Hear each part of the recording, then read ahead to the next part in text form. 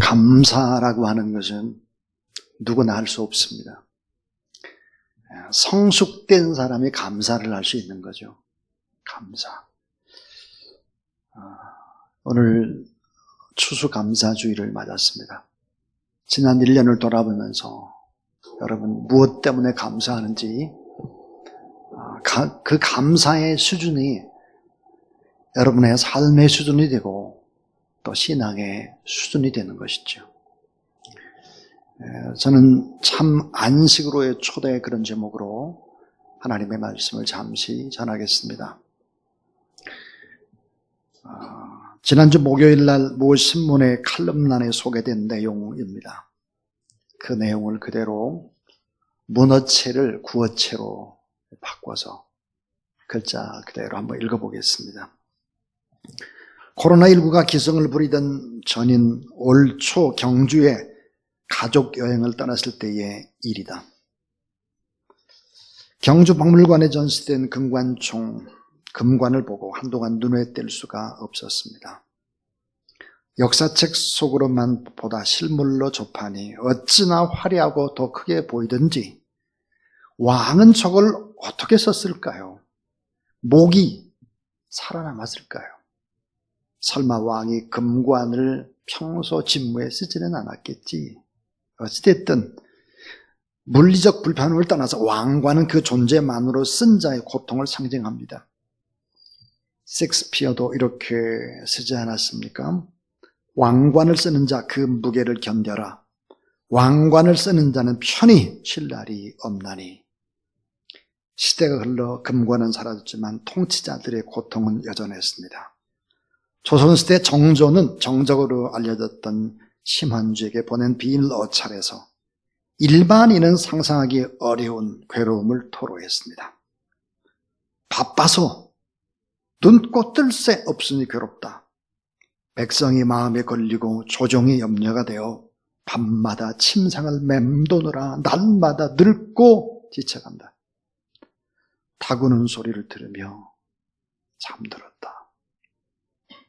이렇게 사흘밤을 새우고도 나라 걱정을 하느라고 또다시 한밤을 새워야 했다니 편지 곳곳에 근심과 고통이 뚝뚝 묻어납니다. 최고의 권력자가 겪는 고통은 칼로도 묘사됩니다.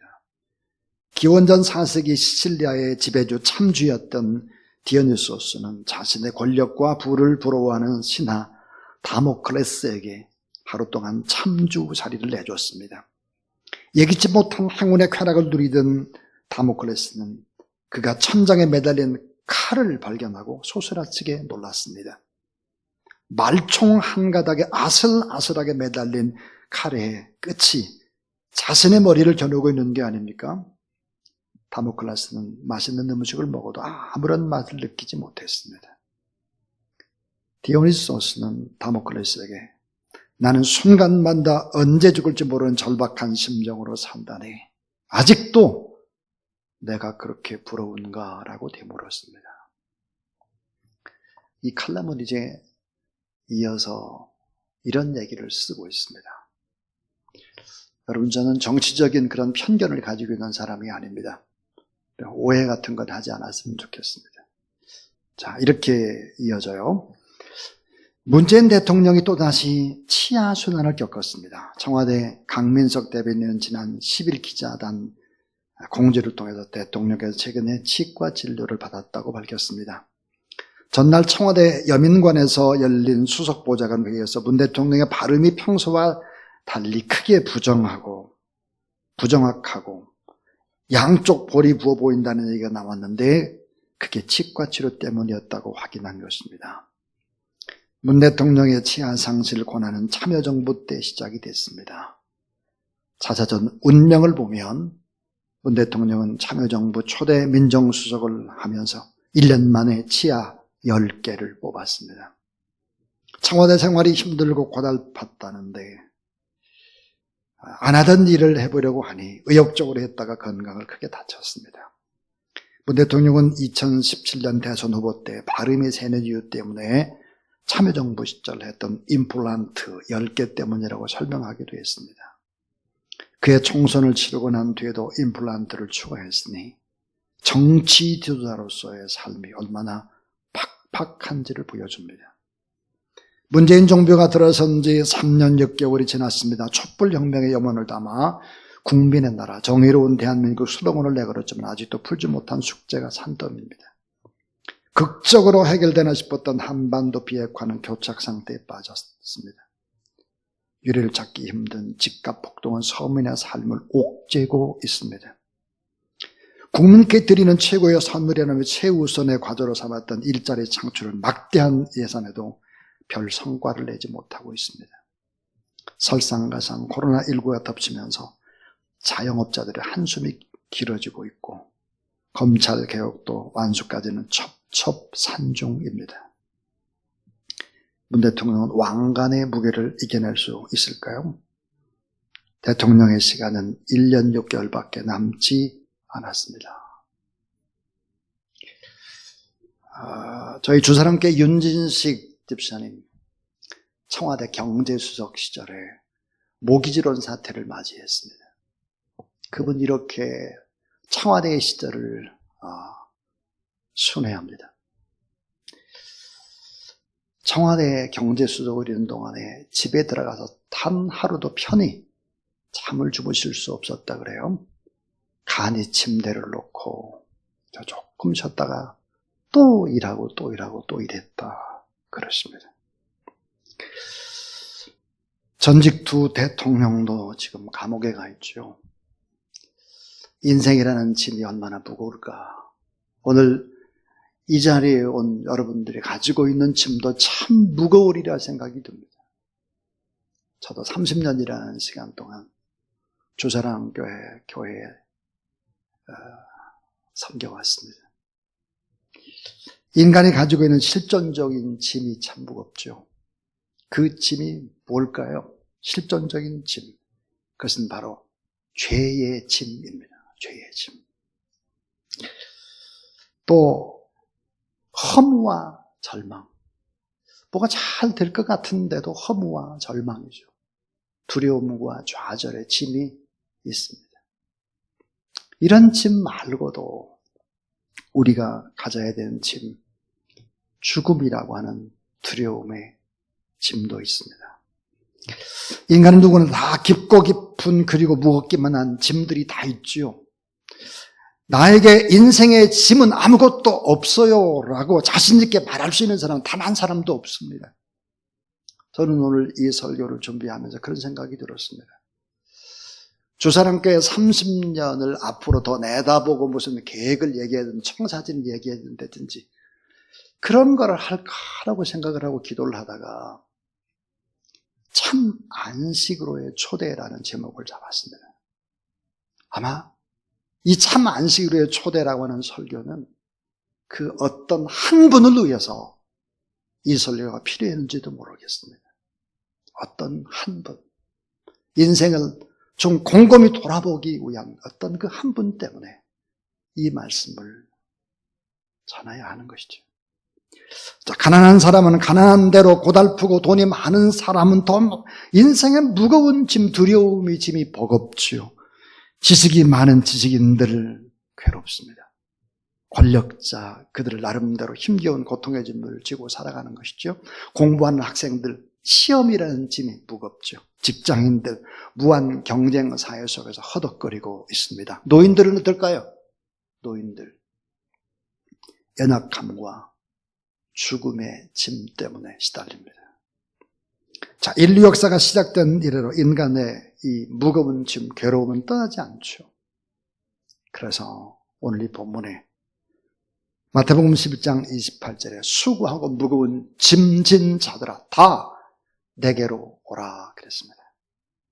자, 첫 번째 우리 주님이 주시는 교훈입니다. 그것은 지친 우리를 참 안식으로 초대하시는 예수 그리스도 있습니다. 이 빠르게 변화되는 세상 속에서 각박한 경쟁 사회 속에 늘 지치고 긴장하는 삶을 살지요. 예수님께서는 세상에서 멸시받고 조롱받고 두려워하는 사람들을 초청하시고 슬퍼하고 병든 사람들을 부르시죠. 그리고 낙심하고 방황하는 사람들을 품으십니다. 그런 참 평안과 안식을 주시는 것이죠. 참 평안과 안식. 그 세계라는 것이 과연 이 땅에 있을까 하는 것입니다. 지난 주일 오후 2시에 초청을 한 진호박 선교사님. 이 진호박 선교사는 목사의 아들이었습니다. 그리고 피아노를 너무너무 잘하죠. 미국에 오는 한국에서 내노라 하는 사람들의 반주를 다 했습니다. 배트킴, 조영남, 조용필, 이런 분들의 반주를 다 했죠. 돈을 엄청 벌었습니다. 그리고는 결국은 허무와 절망의 짐을 이기지 못해서 마약을 20년 했습니다. 마약을. 목사의 아들이 어떻게 마약을 20년을 하나. 돈이 많으니까 스포츠카 타고 그냥 돈을 물수지에 썼죠. 그러다가 절망의 덫에 걸려버렸습니다. 그리고 결국은 죽음의 끝자락에서 다시 예수 그리스도를 만난 거죠. 그리고 참된 안식을 얻었습니다. 그리고 자신의 남은 생에는 이제 정말 찬양 사역자도 사람들을 위로하고 복음을 전가하는 일을 위해 살아야 되겠다고 결심을 한 것입니다. 그리고 저희 교회에 오셔서 이제 간증을 했죠. 근데 어제 그저께 금요일 날입니다. 금요일 아침에 전화가 왔습니다. 진호박 선교사님으로부터. 목사님, 저 미국의 아틀란타를 갑니다. 왜 아틀란타를 가나요? 아버님 목사님이 돌아가셨습니다. 94세인데 하나님 나라에 갔습니다. 제가 진호박 선교사님과 전화 통화를 하면서 그랬습니다. 저희 어머니도 95세에 지난 봄에 하나님 나라 갔는데 그 어머님이 떠나고 나니까 내가 많이 휘청거리더라. 그래서 이제 그 아버님에 관한 이야기를 했습니다. 진호박 선교사님이 이렇게 말을 했습니다. 목사님과 통화하고 미국에 가서 참 마음이 편합니다. 장례식을 마치고 돌아와서 곧 뵙겠습니다. 그리고 돌아갔습니다. 요즘에 CTS에서 아주 뜨고 있는 목사님이 있죠. 박브라이언 목사님이십니다. 이분은 이렇게 말을 합니다. 저는 쓰레기였습니다. 인생이. 미국의 명문 대학을 나온 쓰레기. 돈을 너무 많이 버는 쓰레기. 마약을 했던 쓰레기. 네 쓰레기가 예수를 믿고 지금은 참 행복하게 복되게 인생을 삽니다. 이런 고백을 했습니다. 자, 인간이 꼭 져야 될 짐들이 너무너무 많은 거예요. 너무너무. 죄의 짐과 허무와 절망과 두려움과 염려, 근심의 짐이라든지 허무의 짐이라든지 죽음의 짐이라든지 거기다 이거는 영적이에요. 영적으로 가난의 짐이라든지 질병의 짐이라든지 고온이 잠을 잘 수가 없는 거죠. 이런 짐들, 이런 짐을 가지고 있는 사람들을 초청하는 것입니다. 수고하고 무거운 짐진 자다 다 내게로 오라. 내가 너희를 편히 쉬게 하리라 그랬습니다. 자, 두 번째 오늘 본문이 주는 교훈입니다. 우리가 매는 멍에는 이인용입니다. 이인용. 오늘 30절에 이는 내 멍에는 쉽고 내 짐은 가벼움이라 하시니라. 마태복음 11장 30절입니다. 내 멍에는 쉽고 내 짐은 가벼움이라. 여러분, 멍에를 매는 곳이 어디입니까? 멍에. 멍에를 매는 곳은 바로 이곳입니다. 이것이죠. 이 머리와 어깨 그 사이에 목 부근이 멍에를 매는 곳이죠. 시골에서 1등소를 고를 때 어떻게 고르느냐 그러면 이 멍에를 봅니다. 이 멍에가 이렇게 두껍게 아주 단단해져 있고 여기에 이제 소의 털이 다 빠졌죠. 멍에를 많이 매서. 그런 소가 1등소입니다. 자, 팔레스타인 그 당시에 사용됐던 멍에를 보면 한국의 소가 매는 멍에와 달랐습니다. 예수님 당시는 2마리의 소가 또 2마리의 나귀가 일조를 이루어서 매는 멍에였습니다. 홀로 매는 것이 아니죠. 반드시 둘이 매야 했다는 것이죠. 예수님께서 말씀하셨습니다. 따라하세요. 나의 멍에를 메고. 자, 나의 멍에를 메고 그랬습니다. 자, 우리가 혼자 매는 멍에가 아니라 예수님과 함께 매는 2인용 멍에라고 하는 것입니다. 근데 성경을 쭉 읽어가다 보면 이 2인용 멍에를 매는데, 예수님도 멍에를 메고 나도 멍에를 매는데, 예수님은 어떻게 하느냐? 예수님은 앞장서서 가시는 거예요. 그러니까 앞장서서 멍에를 매는 것이 훨씬 더 어려워요. 시편 66편에서 내 짐을 져주시는 여호와. 근데 날마다 내 짐을 주신 분이 여호와 우리 하나님이다. 그렇게 말씀을 했습니다. 자, 구름기둥, 불기둥, 불말과 불병거로 앞장서서 가시죠. 예수님께서 모든 사역들을 다 마치시고 이제 십자가 지시고 해서 예루살렘으로 올라가셔야 되는데 앞장서서 가셨다 그랬어요. 제자들은 두려워 떠는데 예수는 앞장서서 가신 것이죠. 예수님 그분은 십자가라는 무거운 짐을 앞장서서 지셨습니다. 그 멍에를 대신 진 것이죠. 그럼 우리는 누굴까요? 예수님은 앞장서서 짐을 지고 가시고 우리는 따라가는 거예요. 묻어서 덤으로 가는 것입니다. 덤으로.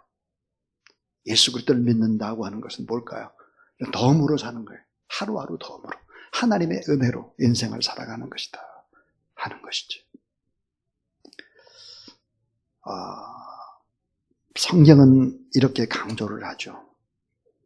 하나님 우리의 피난처요 힘이시니 환난 중에 만날 큰 도움이시라. 두려워하지 말라. 내가 너와 함께 함이니라.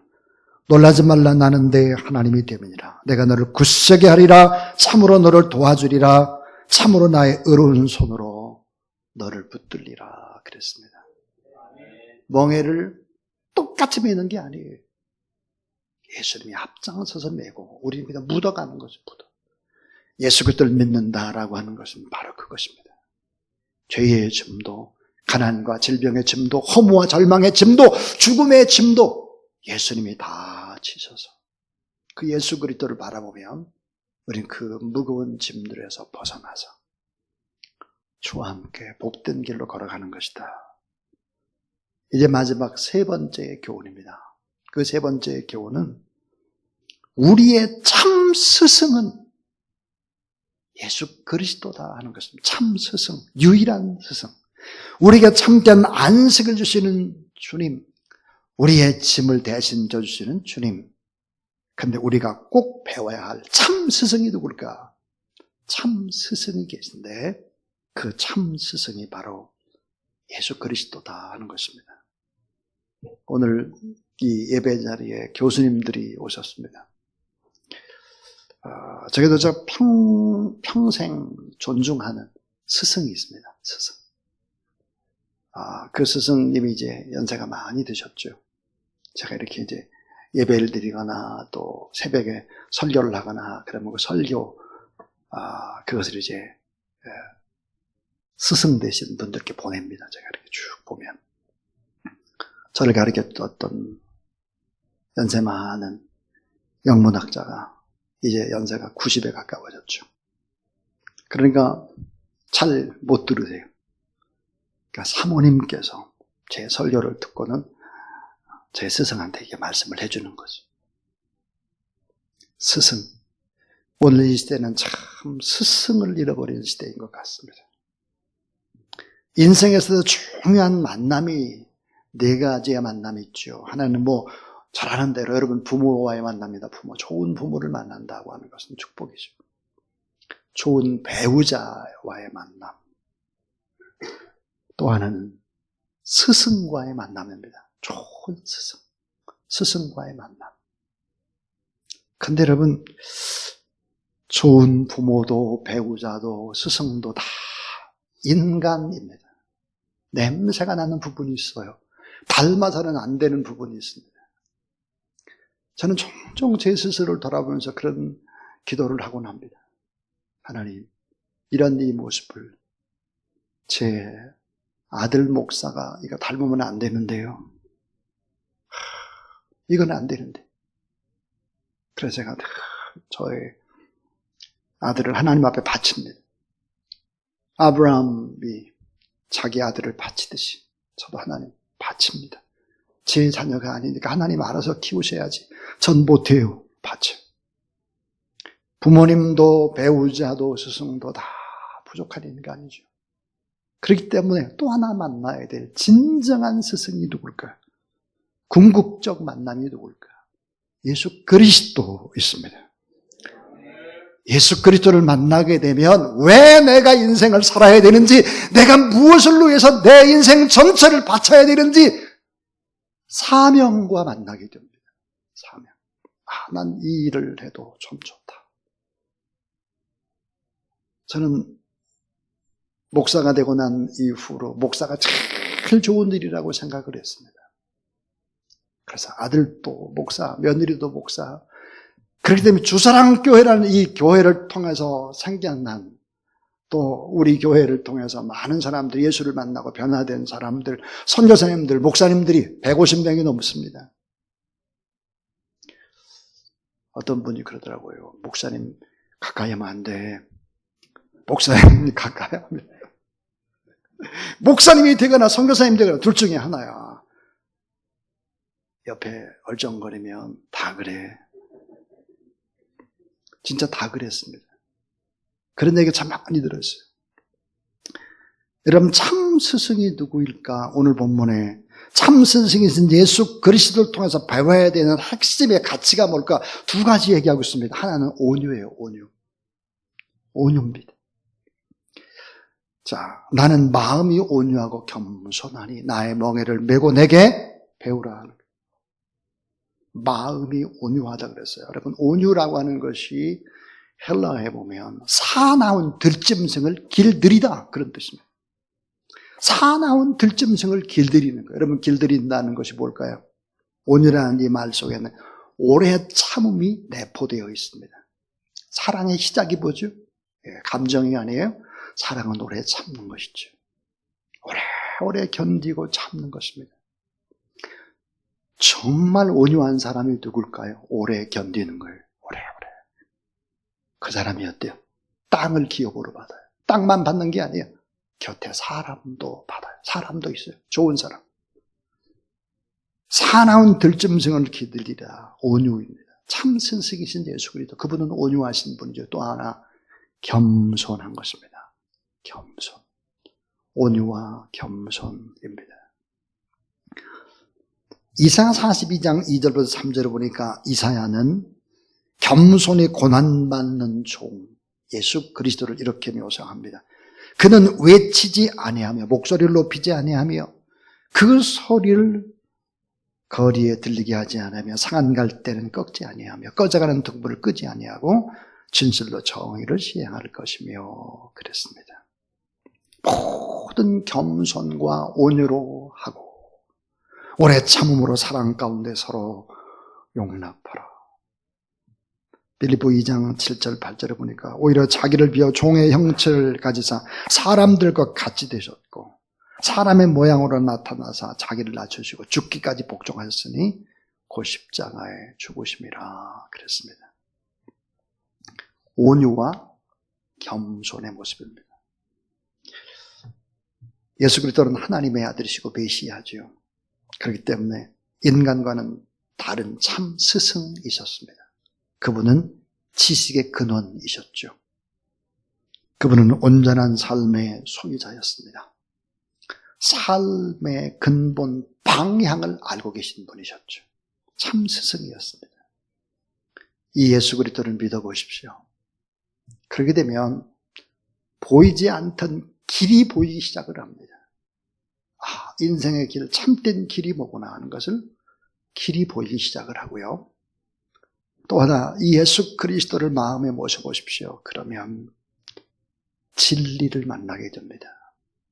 이 세상은 온통 가짜, 모조품의 진리, 돈 있으면 행복하겠다, 지식 있으면 행복하겠다, 좋은 집 사면 뭐 외제차 사면 뭐 이런 전부 다 가짜예요. 가짜. 모조품입니다. 모조.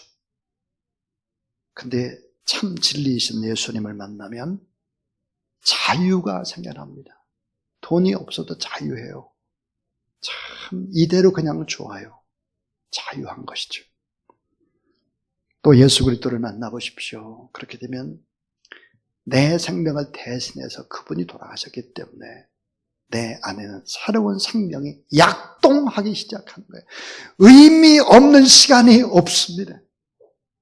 바람 한 자락에도 의미가, 사람들과의 만남에도 의미가, 그 가치가 생겨나기 시작하죠. 생명이 약동하게 됩니다. 사랑하는 여러분, 많은 사람이 합니다. 법을 많이 만들면 만들수록 멍에는 무겁습니다. 율법의 짐은 무겁죠. 근데 예수님이 이렇게 말씀하셨어요. 따라하세요. 내 멍에는 쉽고 내 짐은 가벼움이라. 내 멍에 내 짐은 무겁지 않다. 가볍다 그랬습니다. 말씀과 은혜 속에서 인생을 행복하게 살아가는 저와 여러분, 우리 모두 다 될 수 있기를 주님의 이름으로 축복합니다.